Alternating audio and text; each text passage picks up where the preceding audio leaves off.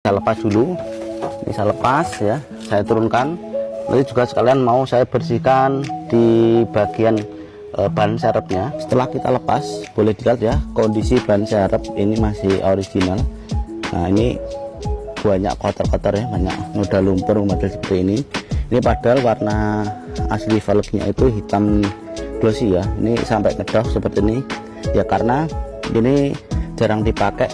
Ini disimpan di bagian bawah sana di kolong. Ini juga cover ban serepnya itu juga kotor ya, nanti kita bersihkan menggunakan produk namanya engine cleaner ya. Ditunggu untuk videonya.